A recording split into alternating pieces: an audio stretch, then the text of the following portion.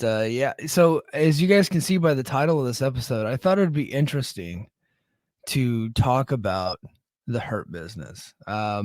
Because you know me, I was goofing around on Twitter last night, and I saw the tweet that Fightful made. They actually wrote a story about Booker T commenting on the Hurt Business. So MVP and Bobby Lashley are, if they haven't left WWE already, they're out of the company imminently. And everybody is kind of earmarking Lashley and MVP to AEW, and I think that it is a reasonable, very safe assumption that they would go to AEW because that is a hot main event act. The Hurt Business um, was one of those things that I felt like WWE really could have got behind, but they just put all of their energy into the bloodline, and they didn't really focus, nor didn't really seem like they saw the value in the Hurt Business that I think that a lot of us saw. And I know that TNA fans specifically are very biased when it comes to Bobby Lashley. Like, we love him, and then me specifically, I happen to be a mega fan of Bobby Lashley, and I always have been. um, when I was in and out during his run, but when he was when he won the championship, I actually was back in for a little bit because I'm just like, I just happen to be such a huge fan of his. I like his look. I like everything he does. I even like, people don't like his match, like, because he doesn't do like the Kenny Omega Will Ospreay style matches. I'm like, I really like his matches. I think his matches are awesome. Um and so I liked his original run. I remember watching him whenever they had the WWECW and he was the ECW champ. I followed him into MMA as well. I watched all of his MMA matches. Some of them, I think there was a couple in there that were worked, but so I just think Bobby Lashley is great, and I also happen to be a big fan of MVP. I think he's a great promo. And he was part of the Beatdown Clan in TNA at one point. He also was the New Japan, the IWGP Intercontinental Champion at one point too. I think he might have been the first one. I could have that wrong. But I know he was like, he did have a run in New Japan, and then he ended up over in TNA. He had to beat down Clan there, and eventually just made his way back to WWE.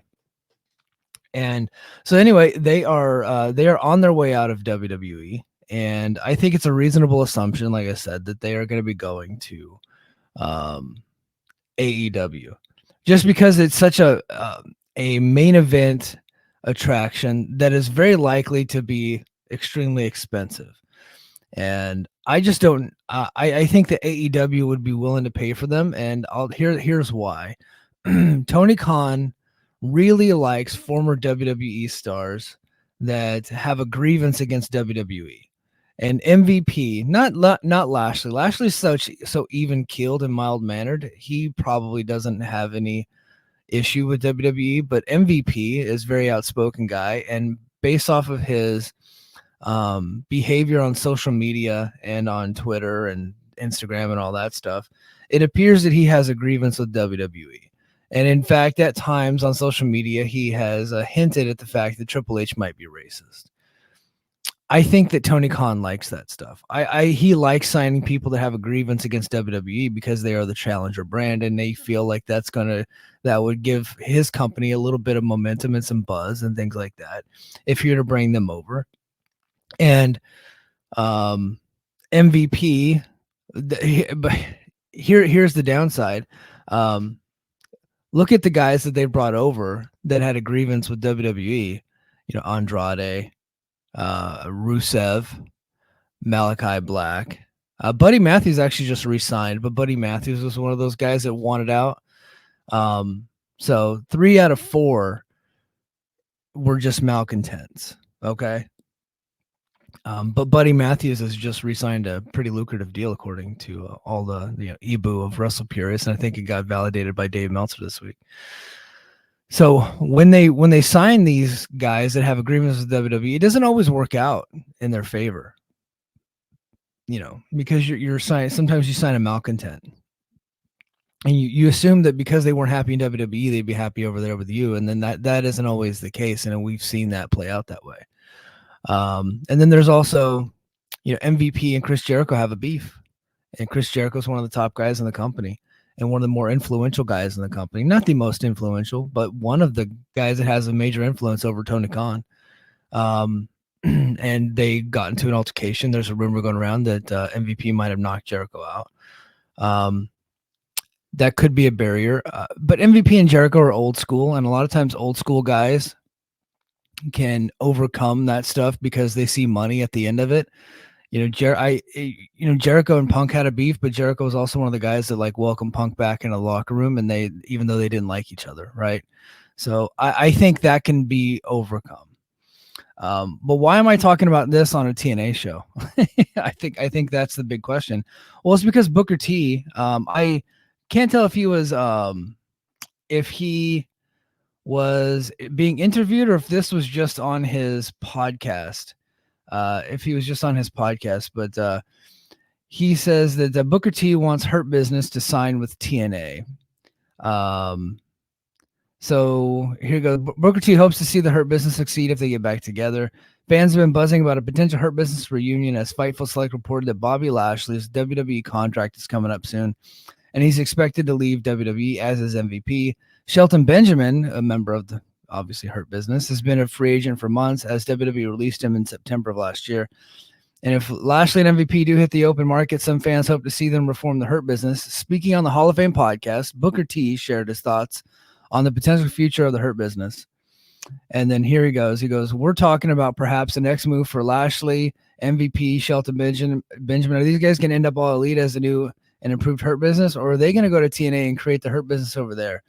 Just imagine if they go there and perhaps it'd be Shelton MVP and they add Moose. Then you got the new Hurt Business, new and improved, new power generation Hurt Business. The reason I say that is because it's not so saturated in TNA, where these guys will be seen and highlighted on a weekly basis. That's what I see. Like I said, of course, they can end up in AEW. They probably would make a whole lot more money in AEW, but if done right in TNA, the money would be there for them because they would still be able to go out and work and do other projects and do other things and be able to build something like that. For me, I don't know. I think it's a win-win situation over there, Booker T said. And I guess I don't say this a lot, but I agree with Booker T. I really do think that would be a win-win situation for both the Hurt Business and for both TNA. But it just depends on if, the new management there sees the vision, because you're going to have to pay a hefty price to bring over the Hurt Business. And could you see getting your money back? Would there be a return on investment? Depending on the price, I think that there would be, because bringing over the Hurt Business to TNA would absolutely stimulate the company. I don't think that it would make them a contender or anything like that. I don't think that, we're not going to get new TV deals. We're not going to do it, but it absolutely would stimulate the company. I think that, the rest of the year after, so they got a show coming up, and I'll talk about the schedule that's coming out that they released earlier this week. They have a show coming up in Louisville, Kentucky. That's in a bar in front of 200-300 people, right? So they got one more bar show, and then the rest of the year is 1,000, anywhere from 1,000 to 3,000 seat venues. I'm not saying they're going to get at least 1,000 in all those venues, but they have those. They have the capability, they have the capacity to be able to do that. If you bring in the Hurt Business, and you already got the Hardys, and you got Joe Hendry, who is basically he's a member of the NXT roster now, essentially.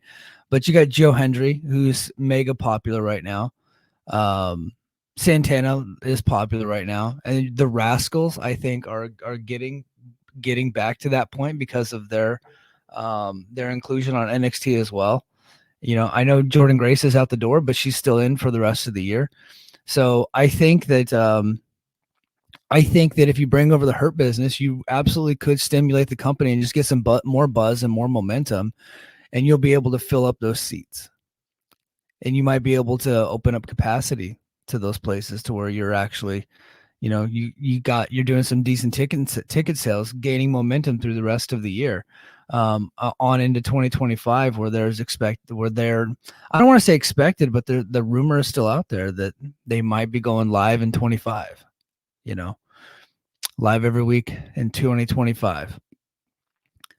I think the Hurt Business could be helpful to that, because they they they have a lot of buzz and momentum themselves, because they were a hot act that never really reached their full potential. And it wasn't because they weren't good, it was because the WWE didn't see the vision. I think another company, if they saw that vision and put them at the top as a dominant force in their company, could make a lot of money with those guys. Now, I don't know that you could call them the Hurt Business. I don't think you can do that. You have to give them a different name.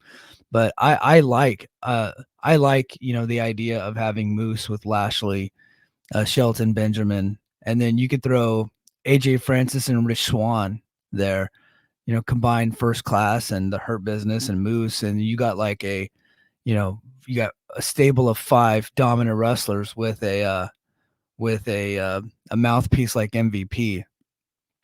I think that's pretty freaking awesome. And I think that a lot of people would flock to that act. I know a lot of people are going to roll their eyes at AJ Francis, but he has been a very good performer in the company. He's not gonna kick out of all the moves and slap the leg and do all that stuff. He's not gonna have the epic 30-minute matches. But as far as a performer and an act goes, and a guy that can generate heat and interest, he's been very good for the company.